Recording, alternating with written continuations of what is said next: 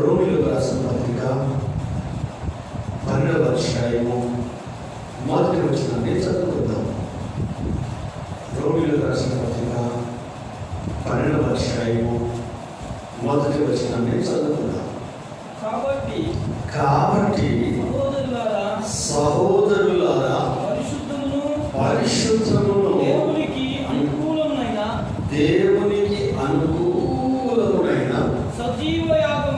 సజీవ యాగముగా మీ శరీరములను ఆయనకు సమర్పించుకొనుడని దేవుని వాత్సల్యమును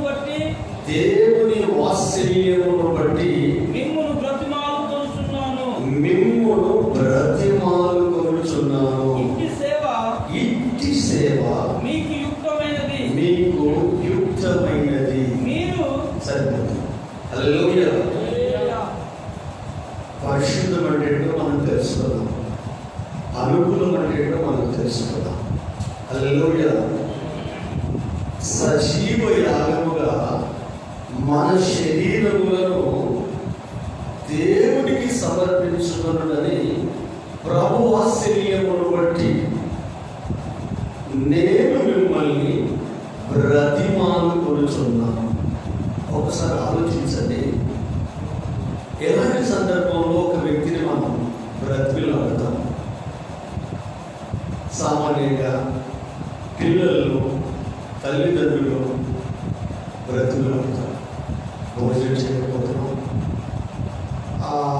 వాళ్ళ జీవితం సరిగా లేకపోతున్నాం, మనం మ్యాక్సిమం బ్రతిమాలుతాం.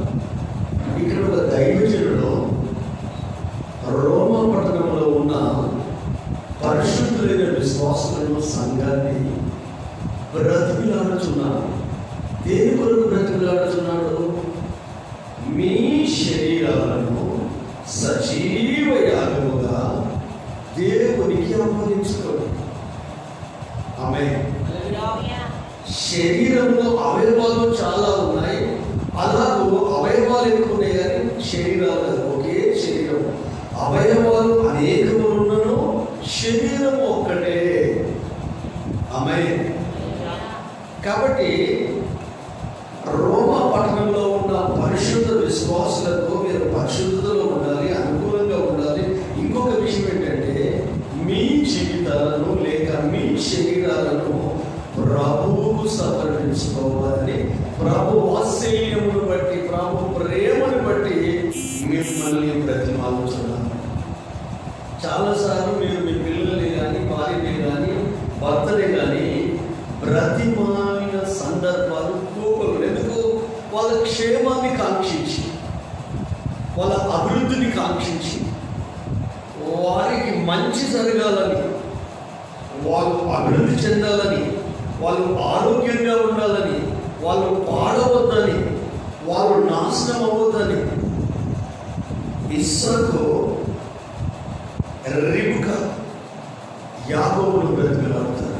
ఒరే, తెలుసో తెలియకో పొరపాటు చేశారు, అన్న ఆశీర్వాదం తీసేసుకున్నాం, జ్యేష్ఠతో అప్పును తీసేసుకున్నాం, ఇప్పుడు వాడిని ప్రాణాలు తీసేంత పగతో ఉన్నాడు బాబు. మా అన్నయ్యకి వెళ్ళు, లాభ దగ్గరికి వెళ్ళు, నువ్వు ఇక్కడ ఉండడానికి వీలు లేదని నయాన భయాన ఒప్పించి బ్రతిమిలాడి పంపించేస్తాడు యాకోబు. ఎందుకు? వాడు బ్రతకాల, చనిపోకూడదు. ఎందుకంటే అప్పుడే జీవితం ఆరంభమైంది, అప్పుడే బ్రతుకు ఆరంభమైంది. తండ్రిని మోసం చేసిన అనుభవం ఉంది, అన్నను మోసం చేసిన అనుభవం ఉంది. ఈ అనుభవాలు ఇంటి నుండి పారిపోవడానికి అవకాశాలు ఉన్నాయి, కానీ అమ్మానాలు ఇద్దరు పిలిచి యాకోబుతో మాట్లాడతారు. ఒరే, నువ్వు వెళ్ళిపోరా బాబు, లాభం దగ్గరికి వెళ్ళిపో, అమ్మమ్మ గారికి వెళ్ళిపో, మమ్మీ వాళ్ళ ఇంటికి వెళ్ళిపో అని ఒకే రోజు 2 కన్నులను నేను పోగొట్టుకోవడానికి ఇష్టపడట్లేదు. ఇద్దరు నా పిల్లలే, ఇద్దరు నా కడుపులో పుట్టిన వాళ్ళే, మా కడుపులో పుట్టిన వాళ్ళే. కాబట్టి వాడు అనుకున్నాడంటే ఖచ్చితంగా నేను చంపగలుగుతాడు. ఆమె మీకు తెలుసు, అది ఏమి విచిత్రమో తెలియదు కానీ ఒక్క తల్లి పిల్లలే కానీ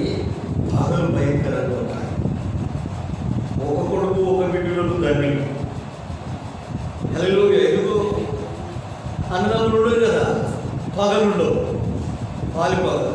హల్లెలూయా. ఎందుకంటే ఆ విచిత్రం ఏంటో మనకు తెలియదు అది. కానీ ఇద్దరు ఏమైపోయిందంటే, ఒరే ఒకే రోజు మిమ్మల్ని నేను కోల్పోయాను. కొంతమంది కాలు అవుతారు, కొంతమంది గర్వపడుకుంటారు, మాయగాన్ని వింటారు, శక్తి వింటారు. ఎందుకు? వాళ్ళు పాడబోతారు, వాళ్ళు నాశనం అవుతారు. అలాగే ఆధ్యాత్మికంగా దేవుని పరిచర్యలో ఉన్న దైవజనుడు ఏం చేస్తున్నాడు? సంఘాన్ని బ్రతిమాలుచున్నాడు. మీకు చాలా సందర్భాలు తెలుసు. సమయం గురించి ఏడ్చి చెప్పిన సందర్భాలు ఉన్నాయి, కన్నీళ్ళు కట్టి చెప్పిన సందర్భాలు ఉన్నాయి. హల్లెలూయా. ఎవరు చేయరు, ఎందుకు ఎడుతారండి?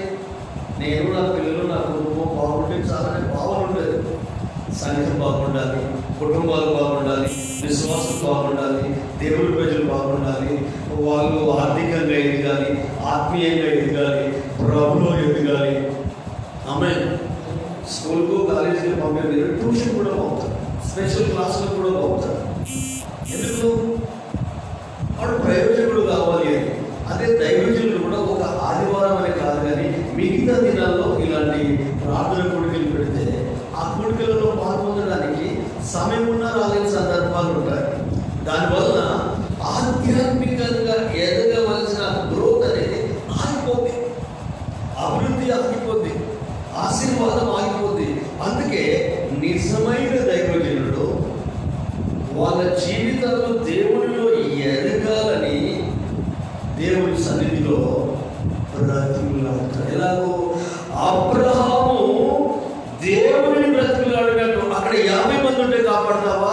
సొదొమ పట్టణం నాశనం కాకుండా 40 మంది ఉంటే కాపాడతావా? 35 మంది ఉంటే కాపాడతావా? 30 మంది ఉంటే కాపాడతావా? 20 మంది ఉంటే కాపాడతావా? 10 మంది ఉంటే కాపాడతావా? 5 ఉంటే కాపాడతావా? ఆ సంఘటన చదివితే ఎట్లా గీమాలుతున్నాడో, ఎట్లా బ్రతిమలాడుతున్నాడో, ఎట్లా ప్రాధాన్యపడుతున్నాడో మనకు అర్థమవుతుంది. ఆమె మంచి కొరకు బ్రతిమలాడితే తప్పేం లేదండి. ఒక జీవితం కాపాడడం కొరకు, ఒక ఇంటిని నిలబెట్టడం కొరకు, ఒక కుటుంబాన్ని నిలబెట్టడం కొరకు. ఎందుకంటే వాళ్ళు పక్కదారి పట్టకుండా, ఒకరి త్రోవలకు వెళ్ళకుండా, జీవితాన్ని నాశనం చేసుకోకుండా, బ్రతులు నాశనం చేసుకోకుండా బ్రతిమలాడితే తప్పేం లేదు. వీళ్ళ జీవితం చూస్తే జ్ఞానం ఉంది, తెలివి ఉంది, డబ్బు ఉంది, ఆస్తి ఉంది, అంతస్తు ఉంది, మహా మేధావులు. రోమన్స్ అంటే మామూలుగా వాటికన్ సిటీ, రోమ్ పట్టణం, ఇటలీ. హల్లెలూయా.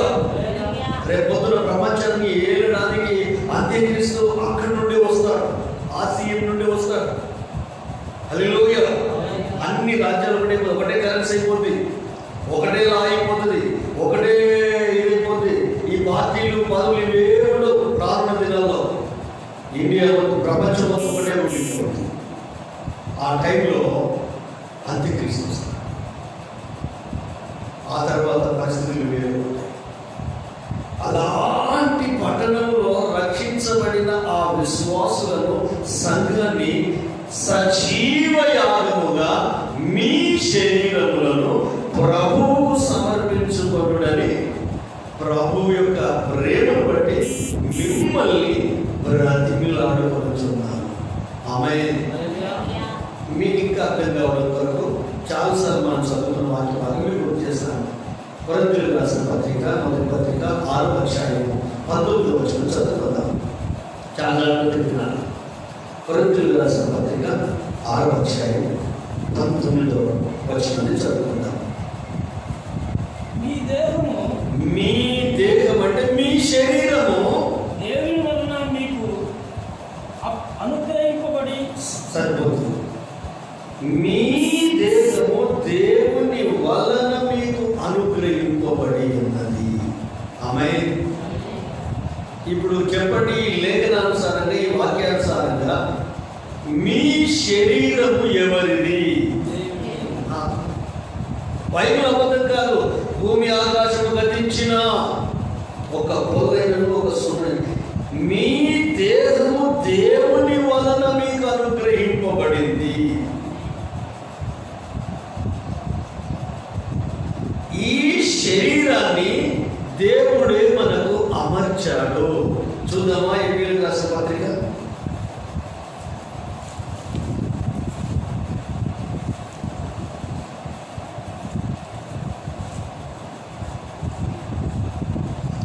10వ అధ్యాయము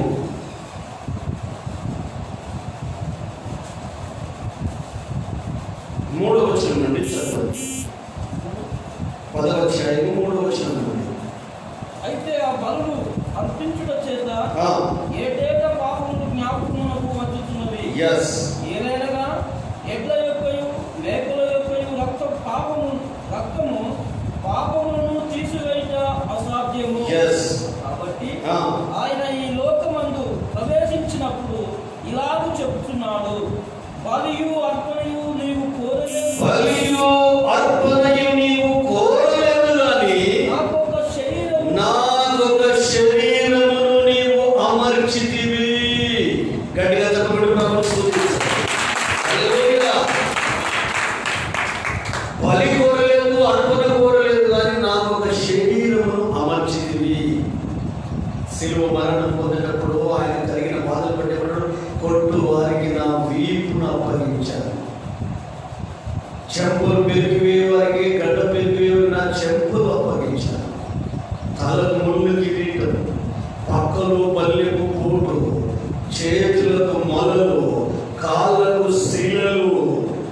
ఆమె వీపు అంటే ఇట్లా కొట్లుంటాయి, కొరడకు ఇట్లా వీపు మీద కొడితే లోపలికి దిగితే ఇట్లా లాగితే మాంసముద్దలు నాగడి సాగలాగా వీపు దున్నబడింది. ఆమె ఏం చేశాడు? దేవా నీ చిత్తమే సిద్ధించుగాక. ఆమె నీ చిత్తము చేయుటే నాకు భోజనము, ఆహారము లేక పానము. తండ్రి చిత్తము చేయడానికే ఈ భూమి మీదకి వచ్చాను. ఈ శరీరము నాది కాదు, నా దేవునిది. ఆమె కాబట్టి ఆ దేవుడు ఏమంటున్నాడంటే, నీ శరీరాన్ని సజీవ యాగముగా ప్రభువుకు అప్పగించుకో, మీ దేవునికి అప్పగించుకోండి. ఇట్టి సేవ, ఇట్టి పరిచర్య యుక్తమైనది. బ్రతిలాడుతున్నాడు, ప్రాధేయపడుతున్నాడు. హల్లెలూయా. ఈ కాళ్ళేమో వెళ్ళడానికి చోట్లకు వెళ్తున్నాయి, ఈ చేతులేమో చేయకూడని పనులు చేస్తున్నాయి, ఈ నోరేమో మాట్లాడకూడని మాటలు మాట్లాడుతున్నాయి, ఈ చెవులేమో వినకూడని మాటలు వింటున్నాయి, ఈ కళ్ళేమో చూడకూడని దృశ్యాలు చూస్తున్నాయి, ఈ హృదయములేమో సహింపవాలని అంటే క్రోధము. మనం అతను చదువుకున్నాం కదా, కడుపులోనికి వెళ్ళింది మనిషిని అపవిత్రపరచదు, కానీ హృదయంలో నుండి బయటకు వచ్చేదే మనిషిని పాడు చేస్తుంది. చేతులు కడుక్కోకుండా భోజనం చేస్తే శాస్త్రుల పరిచయంలో నీ శిష్యులకు ఈ భోజనం నేర్పిస్తున్నావా? క్రమశిక్షణ ఆయన కడుపులోకి పోయింది, అది ఒంటికి శక్తినిచ్చి మీకు పనికిరాని పిప్పి బహిర్భూమిలోకి వెళ్ళిపోతుందా బాబు. కానీ హృదయంలో నుండి అనగా నలుడి హృదయంలో నుండి జాగ్రత్తము, దొంగతనము, ద్వేషము, కక్ష, లోపములు, ఇవన్నీ మార్క్స్వార్తలో ఉంటాయి. ఇవన్నీ బయటికి వచ్చి మనిషిని అపవిత్రపరుస్తాయి. హల్లెలూయా.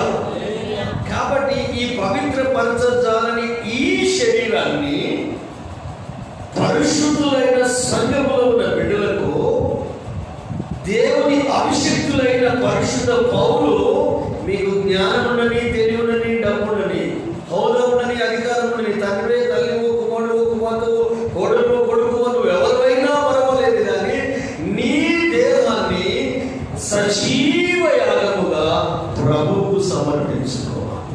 ఆమె ఉదాహరణ, మీరు ఒక డ్యూటీ చేస్తున్నారు అనుకోండి.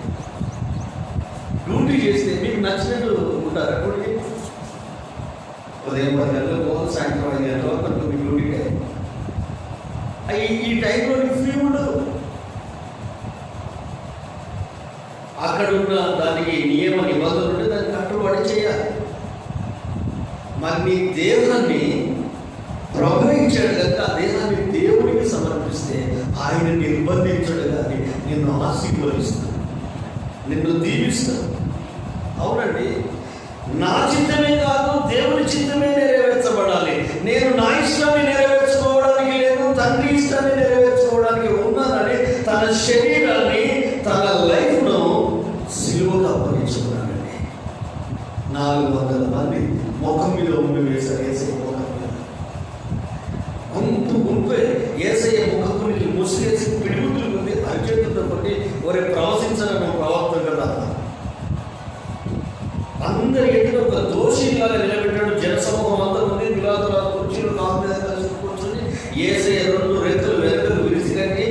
యేసయ్య ఆ రాజు ఎదుట ఆ ప్రజలకు ఎదురుగా నిలబడ్డాడు. ఒక దోషిలాగా, ఒక తప్పుడు మనిషిలాగా.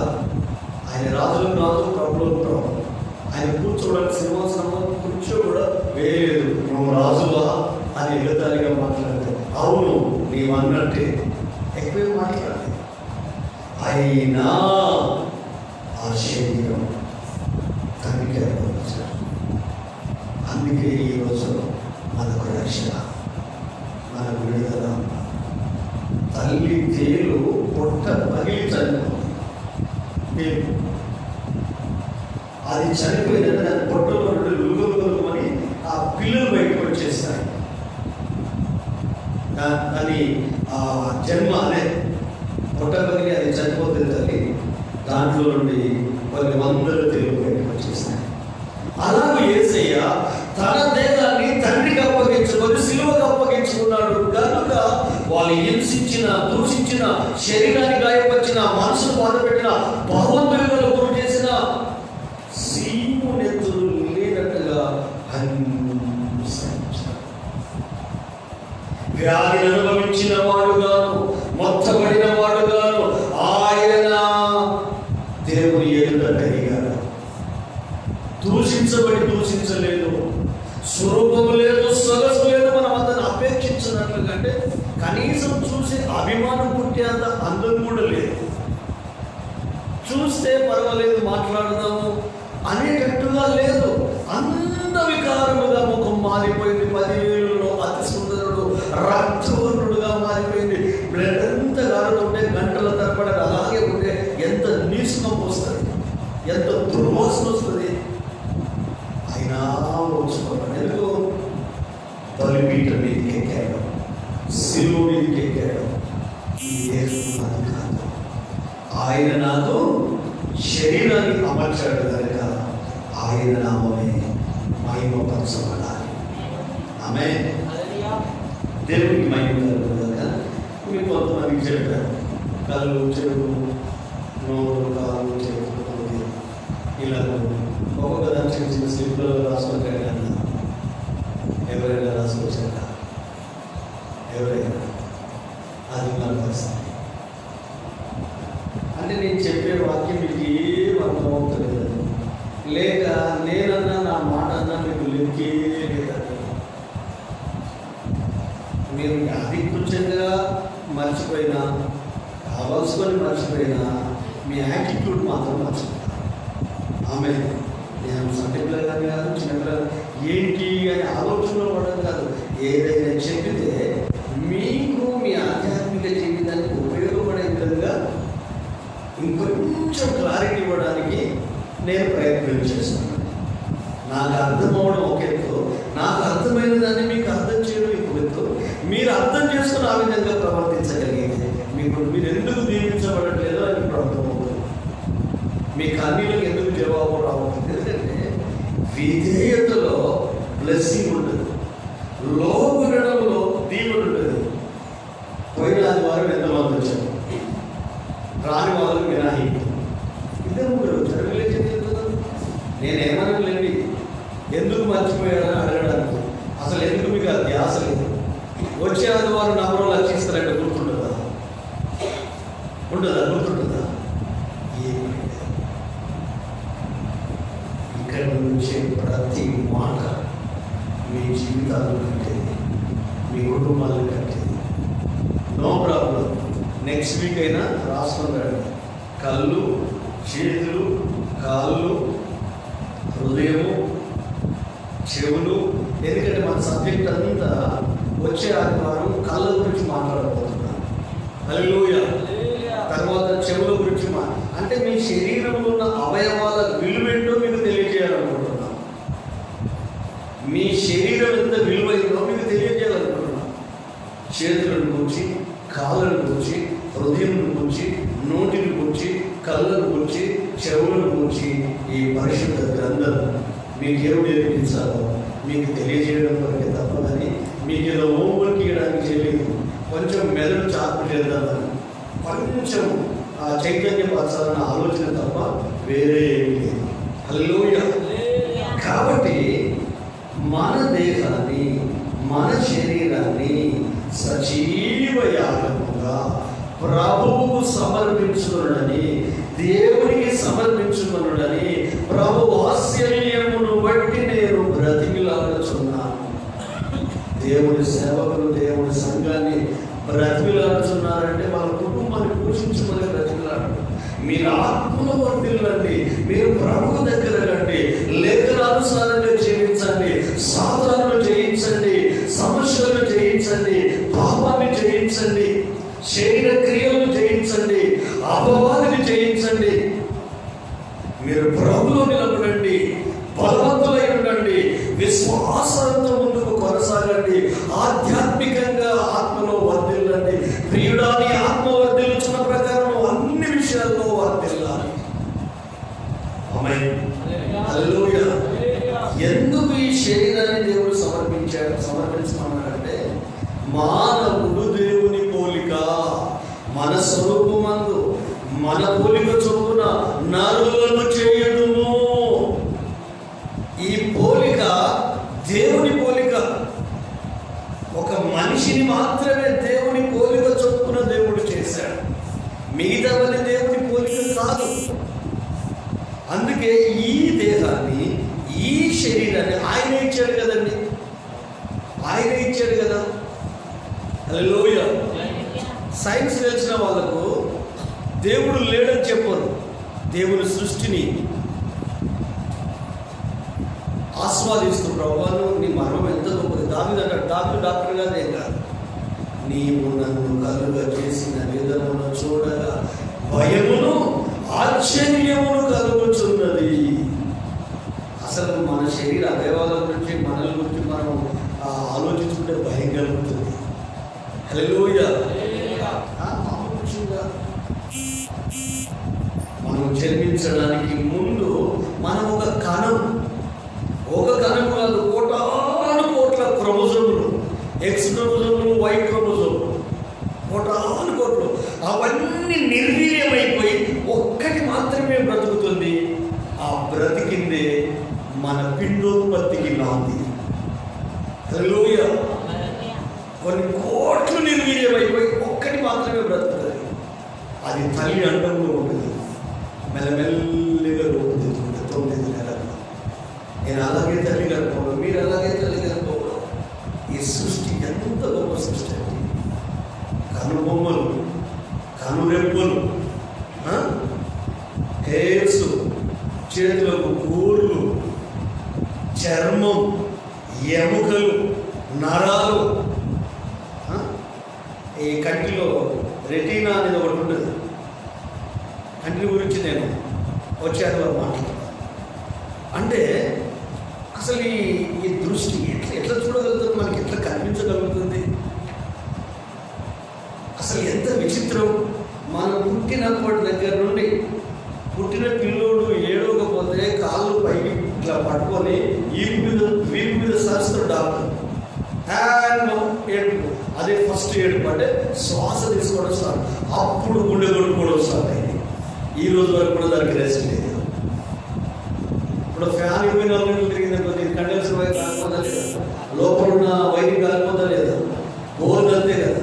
నేను 24 గంటలు మాట్లాడుతున్నా, గొంతు పొంగిపోతా లేదా, ఒక 50-60 కిలోమీటర్లు నేను నడిచినట్టు నా కాళ్ళు లాకపోతాయా లేదా, నేను భోజనం చేయకపోతే నా బలమంతా ఉడికిపోతా లేదా.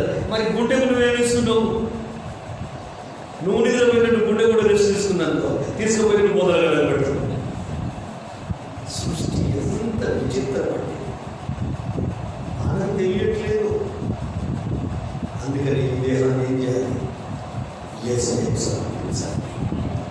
ఈ చేతిలో ఆయన చిన్నవాడు చేయాలి, ఈ కళ్ళు ఆయన చూడగలగాలి, ఈ చెవులు ఆయన మాట్లాడాలి, ఈ పాదాలు ఆయన సన్నిధి వెళ్ళగలగాలి. ఎందుకంటే దేవుడు దయచేసిన ఆత్మ నీలో ఉంది కనుక మనం సజీవులము. ఆమేన్. ఒకవేళ ఆత్మ వెళ్ళిపోతే మనల్ని పేరు పెట్టి ఎవరైనా పిలుస్తారా? కాకపోతే ప్రార్థన చేస్తే కావచ్చు. ఏమని? ప్రభా పలాని రాజును, రమేష్ను, పలాని ఏదో మళ్ళీ నువ్వు పిలుచుకున్నావు ప్రభా, నీ దగ్గర ఉన్నాడని చెప్తావు. కానీ ప్రజలు వచ్చే శవాన్ని గడిగారా? శవాన్ని గడిగారా? ఇంట్లో ఉందా శవం? బయట అందరూ చూస్తాం, పేరు పెట్టుకుంటారా? ఎల్లే చనిపోయాడు అనుకో, ఎల్లేది బయటికి తీసుకురాడు అంటారా? ఎందుకు? అసలు ఎలా పోయాడు? ఆత్మకు పేరు. అదొట్టి డెడ్ బాడీ మనం వేసుకున్న షెట్లు. ఆమె గుడారం శిథిలమయ్యే గుడారం ఆత్మే. ఆ ఆత్మ ఎంత విలువైందంటే అంత విలువైంది. అయితే నువ్వేం చేస్తావు? ఈ శరీరాన్ని చూసుకొని ముడుస్తున్నావు, నీ రంగును చూసుకొని ముడుస్తున్నావు, నీ కలర్ చూసుకొని ముడుస్తున్నావు, నీ అందాన్ని చూసుకొని ముడుస్తున్నావు. హల్లెలూయా. ఒకవేళ అందరూ చూస్తే స్కెల్టన్ కనపడుతుంది, మనిషి పుర్రె ఎట్లా కనపడుతుందండి? డేంజర్ అని పెట్టుంటారు, రెండు మొక్కల నుండి తల పెట్టిన డేంజర్. మనిషి పుర్రెనే పెడతారు. ఎందుకు? ఇట్లా చర్మము బ్రతుకుంటే మనం అందంగా కనిపిస్తున్నాం, అంతేనే కాదు. వీటిని చూసి మించిపడద్దు. పురుగులు మారుతున్నాయి, మట్టి శరీరం, దుర్వాసన వచ్చేస్తుంది. డెడ్ బాడీలు అలాగే వస్తే చాలా భయంకరమైన స్మెల్ వస్తుంది. మరి దీన్ని చూసుకొని పిలుచుకోలేండి. నీకే ఉందా శరీరం? నువ్వే ఉన్నావా అందంగా? నీకే ఉన్నాయి ఆస్తులు, అంతస్తులు? దీనికి కాదు విలువ ఇవ్వాల్సింది లోపల ఉన్న ఆత్మ. ఎంతమంది ఇలాంటి భావన జ్ఞానం కలిగి బ్రతుకుతున్నారు? అలాంటి భావన జ్ఞానం నీకు వచ్చిందంటే ఖచ్చితంగా నీకు పరలోకంలో చోటు ఉంటుంది. కానీ శరీరం అనుకుంటుంది, ఏ పని నీకు చేయనివ్వదు, ఎవరితో నీకు కలవనివ్వదు. నువ్వు ఒక ప్రత్యేకతను సంతరించుకోవడం చేస్తా ఉంటుంది. లేని గౌరవాన్ని తెచ్చిపెడుతుంది, లేని ప్రత్యేకతను తీసుకొచ్చి పెడుతుంది. బంధువులతో కలవకుండా, ఫ్యామిలీతో కలవకుండా, కుటుంబంతో నేను వేరే శరీరం. ఈ పాడైపోయే శరీరం వయసు మీద పడతాంటే ముడతలు పడుతుందా? పడదు. యవనస్తులుగా ఉన్నప్పుడు ఉన్నంత అందం ఉండదా? చర్మం ఇదైపోద్దా లేదా? ఏమంటే చెప్పండి, ముడతలు పడతా లేదా? వయసు మీద పడుతూ ఉంటాడంటే ఏమైపోతుంది? ఈ శరీరంలో, చర్మంలో మార్పు వస్తుంది, బలం కూడా ఉండదు, కర్ర పట్టుకొని నడవాల్సి వస్తుంది, ఇతరుల సహాయం కావాల్సి వస్తుంది, శ్వాస తీసుకోవడం ఇబ్బంది అవుతుంది, బ్రతుకుడు కూడా ఇబ్బంది అవుతుంది. వయసు మీద పడుతుంది.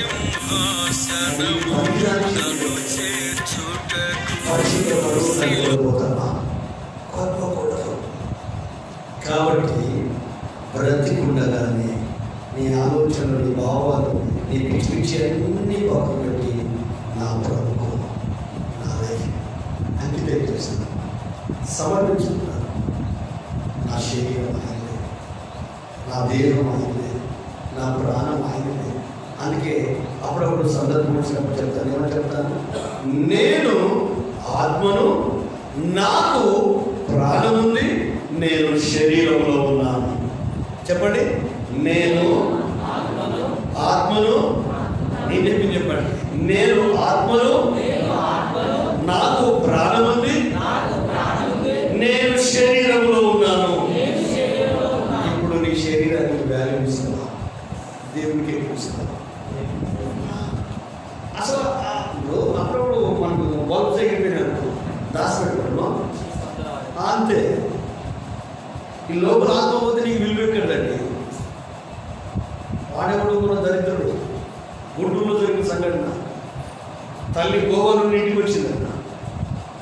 ఇంటికి వస్తే కరోనా పాజిటివ్ ఉన్నదని తెలిసిందన్న. తెలిస్తే మెల్లగా తల్లిని తీసుకుపోయి ఆ బస్ స్టాండ్లో వదిలేశాడట. 2 days బ్యాక్, నిన్న మొన్న జరిగింది. మళ్ళీ గోవాకి వెళ్ళిపోవాడట. ఎవడు? కన్న కొడుకు. వాడు కొడుకేనా? హోమ్ క్వారంటైన్లో కూడా ఉండబెట్టు, ఇంట్లో ఒక గదిలో ఉంచబోయాడు. నష్టమే లేదు కదా. అసలు వాళ్ళ అమ్మే లేకపోతే మనకి రూపమే లేదు. అయితే మన రూపాన్ని చూసుకొని మురిసిపోతాం అమ్మ నాన్నలకి చెప్పారు. అదే చిత్రం ఒకటి. యవనస్తులు వాళ్ళ రూపాన్ని, వాళ్ళ ఊళ్ళు, వాళ్ళ చర్మాన్ని, వాళ్ళ ముఖాన్ని అద్దంలో చూసుకుని శరీర అవయవాలలో మార్పు, గొంతులో మార్పు. ఎందుకంటే వాళ్ళు వయసులోకి వస్తుంటారు కదా. ఇక అమ్మ నాన్నలు ఎక్కడ మరి వాళ్ళు లేకపోతే మీకు ఆ బాడీ ఎక్కడిది, ఆ శరీరం ఎక్కడిది, ఆ బతుకు ఎక్కడిది, మీ పుట్టుకు ఎక్కడ? హల్లెలూయా. వాడైతే బతుకోవద్దు. కన్న తల్లిని వస్త్రం పెడితే మీలాంటి మా నుంచి ఏమైనా ఎక్కడంటే వాళ్ళ కొడుకుని వివాహం చెప్తే తీసుకొని వెళ్ళి ఆ ఆయనకు హాస్పిటల్ పెట్టి ట్రీట్మెంట్ ఇచ్చి పరిచర్యలు చేస్తున్నారు. అందుకే నాకు అన్నది, అందుకే నడిపించింది. అదే చేయాల్సిన పరిస్థితి. పిల్లలంటే తల్లిదండ్రులకు ఆపద కష్టం వస్తే వెన్నట్టు ఉండి తోడుగా ఉండి నేనున్నాడండి, నేనున్నా మమ్మీ నువ్వు బాధపడద్దు అంటే కన్నందుకు తృప్తి ఈ భూమి మీదే ఉండాలి. బ్రతికుండగానే వాడు చంపేశాడు, బ్రతికుండగానే చంపేశాడు. ఎలాంటి కాలంలో మనం ఉన్నాం?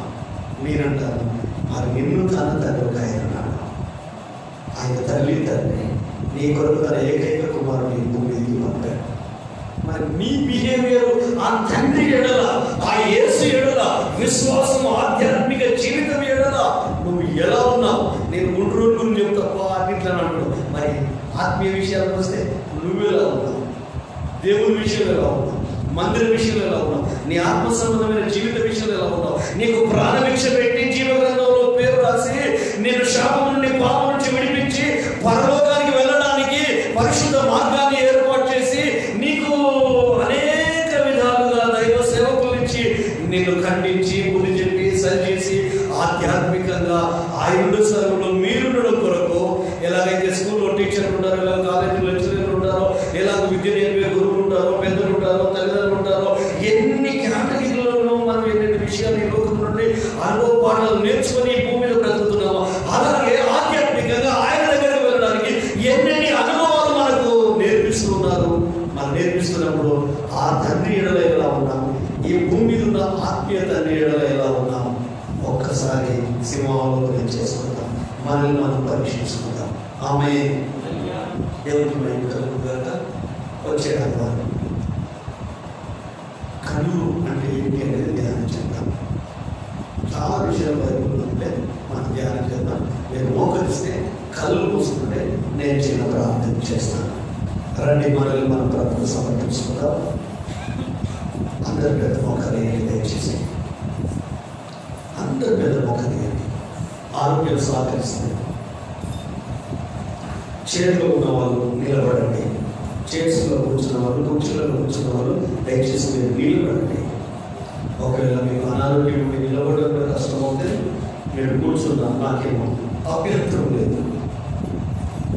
ఆరోగ్యం సహకరించే ఒక పెద్ద మొక్క వేయండి. ఒకసారి ఆలోచిస్తున్నావా సహోదరుడు ఒకసారి ఆలోచిస్తున్నావా? దైవజనుడైన పరిశుద్ధుడైన పౌలు రోమ్ నగరంలో ఉన్న పరిశుద్ధ సంఘంతో మాట్లాడుతున్న మాట్లాడి తెలుసా? సజీవ యాగముగా మీ శరీరములను ప్రభువుకు సమర్పించండి. మీ దేహాన్ని దేవునికి అప్పగించుకోమంటున్నాడు. యేసయ్య దేహాన్ని సిలువకు తండ్రికి అప్పగించుకుంటే ప్రపంచానికి రక్షణ వచ్చింది. అనేకుల మీద ఉన్న శాపం తొలగిపోయింది. ఎడ్ల రక్తమో, గొర్రెల రక్తమో, మేకల రక్తమో మానవుని పాపములను తీసివేసిన అసాధ్యము కనుక దేవుని గొర్రె పిల్లగా ఈ భూమికి వచ్చి శాశ్వతమైన విడుదలను క్రీస్తు శరీరము ద్వారా, సిలువ మరణము ద్వారా నీకు నాకు దక్కింది.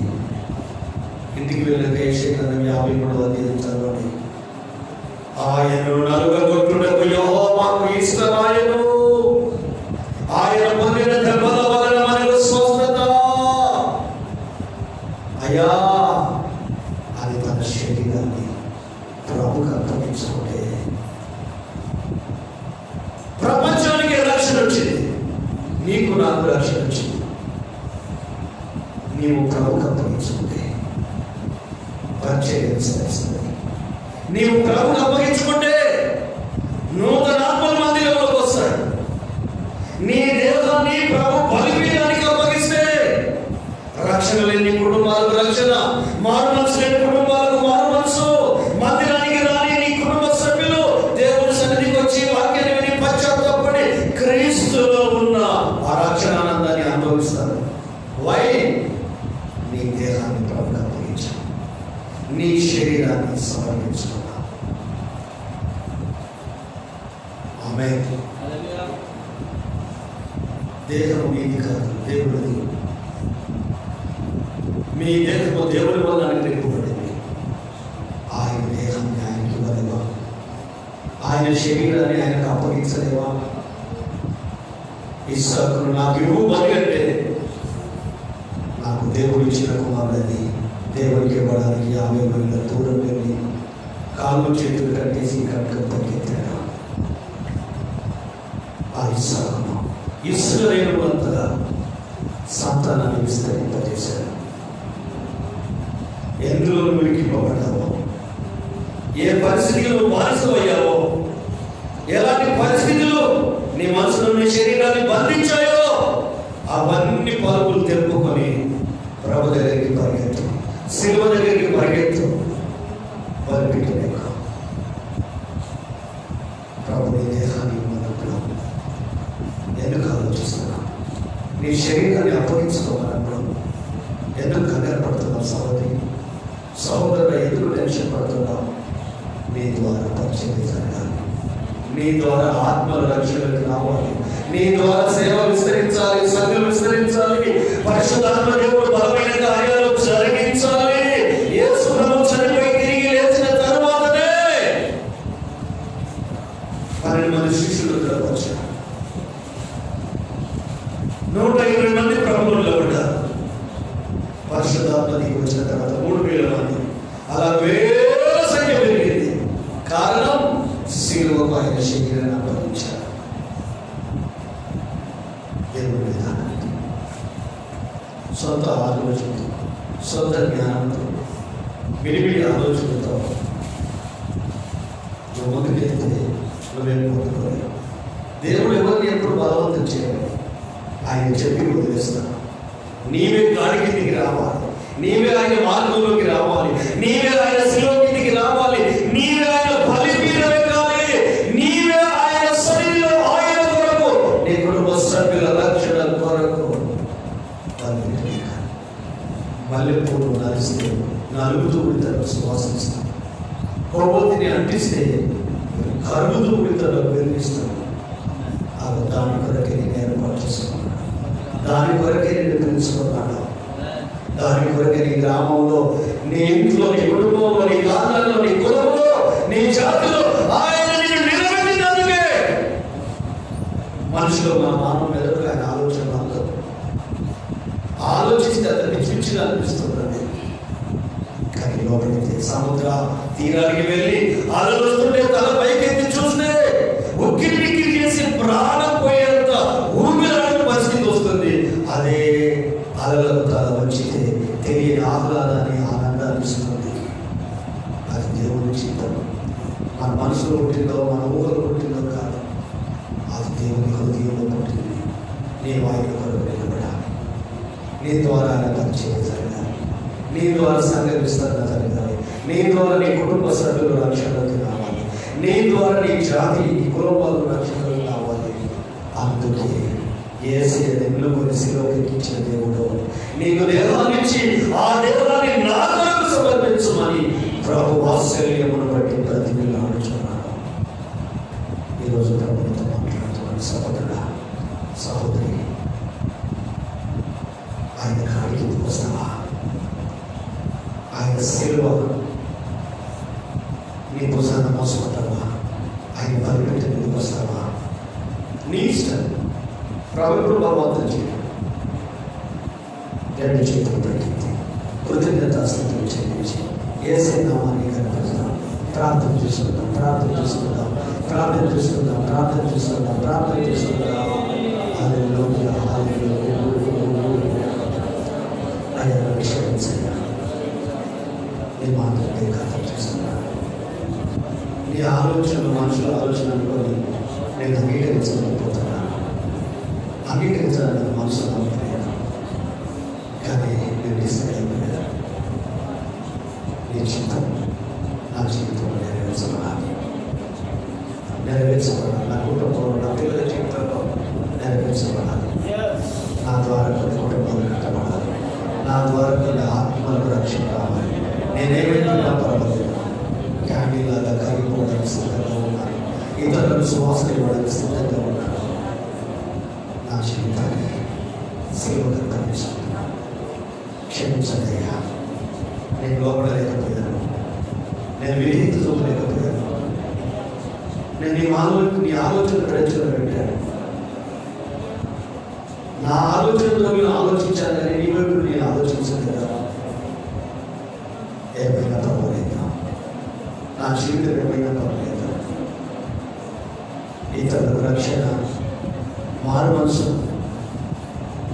విడుదల వస్తుందంటే పౌలు చెప్పినట్టు ఒక వ్యక్తి రక్షించబడుతున్నాడంటే నేను దేవుడి నుండి వేరే శాపగ్రస్తులు అవ్వాలనుకున్నాను, నేను వెనుకాడనన్నట్టుగా ఇదిగో మమ్మల్ని, మా శరీరాన్ని మీ శిలువకు బలిపీఠంగా అర్పిస్తున్నాం. పశువులలో పాల్పొంది నీవు ఈరోజు ప్రభు దగ్గర తీర్మానం తీసుకో. మెల్లని స్వరం విను. యేషయా చెప్పినట్టు ఇదిగో నేనున్నాను ప్రభువా అని నువ్వే చెప్పాలి. నువ్వే చెప్పాలి. ఎస్ నేనున్నాను. దేవుని కొరకు, సంఘం కొరకు, పంచాయతీ కొరకు, కుటుంబ రక్షణ, క్షేమం కొరకు, లేఖనానుసారంగా, వాక్యానుసారంగా నేనేం చేయడానికైనా సిద్ధంగా ఉన్నాను. నేనేమైపోవడానికైనా సిద్ధంగా ఉన్నాను. నా శరీరం మీద నాకు ప్రేమ లేదు. నా శరీరం కాదు, నీవిచ్చిన దేహం నీకే అర్పిస్తాను అని అనుకున్న వాళ్ళంటే ఒక్క నిమిషం లేచి నిలబడండి. నేను వారి కొరకు ప్రార్థన చేయాలనుకుంటున్నాను. రానున్న దినాల్లో మీ కుటుంబాలు దీవించబడబోతున్నాయి. మీ కన్నీళ్ళకి ఆయన ప్రార్థన ఇవ్వబోతున్నాడు. మీ ద్వారా మీ కుటుంబ సభ్యులకు రక్షణ ఇవ్వబోతున్నాడు. మీ గ్రామానికి విమోచన ఇవ్వబోతున్నాడు. హల్లెలూయా. ఒక్క నిమిషం మీ కొరకు నేను ప్రార్థన చేయాలనుకుంటున్నాను. ఒక్క నిమిషం మీ కొరకు నేను ప్రేమ చేయాలనుకుంటున్నాను. అయ్యా, నేను నిన్ను ప్రేమిస్తున్నానని, నేను నిన్ను ప్రేమిస్తున్నానని, తండ్రి నేను నిన్ను ప్రేమిస్తున్నాను. నా మనసు, నా దేహం, నా తనము, నా ఆలోచన, నా ఊహలు, నా ఉద్దేశం, నా హృదయం నీకే అర్పిస్తున్నాను, నీకే సమర్పిస్తున్నాను. అయ్యా, క్షమించండి, క్షమించను, క్షమించను. ప్రేమను తండ్రి ఎంత మంచి విడదించాలయ్యా, ఎంత మంచి ఆత్మీయించాలి తండ్రి. నీ మాటల్లో పడి, నీ చిత్తాన్ని పడి, నీ ఆలోచన ప్రకారంగా ప్రభు శరీరం బట్టి నీ శిలువ ఎక్కడానికి, బలిపీఠం ఎక్కడానికి మా శరీరాలు, మా దేహాలు మీకు సమర్పిస్తున్నాను, మీకు అప్పగించుకుంటున్నాను. మీ ఆలోచన మా జీవితంలో నెరవేరాలి, మీ చిత్తమే మా బ్రతుకులో నెరవేరాలి. మీరే మా జీవితాన్ని మీ చేతుల్లో తీసుకురండి. విరిచిన రొట్టెగా అనేకులకు ఆహారం అవునట్లు, రక్షణకు కారణం అవునట్లు, సంఘ విస్తరణకు కారణం అవునట్లు, మా గ్రామం రక్షింపబడడానికి కారణం అవునట్లు, మా కులం, మా జాతి రక్షణకు కారణం అవునట్లు నన్ను, నా కుటుంబాన్ని నీ బలిపీఠానికి అప్పగిస్తున్నానయ్యా. నీ మాట మీకు ఎదుగుతున్నానయ్యా. నీ ఆలోచన నా జీవితం నెరవేర్చుకొని వీళ్ళందరూ ఒకరిగా లేచి ఒక్కరొకరుగా లేచి లేచేయండియా, లేచేయండియా, సహాయం చేయాలి. ఏ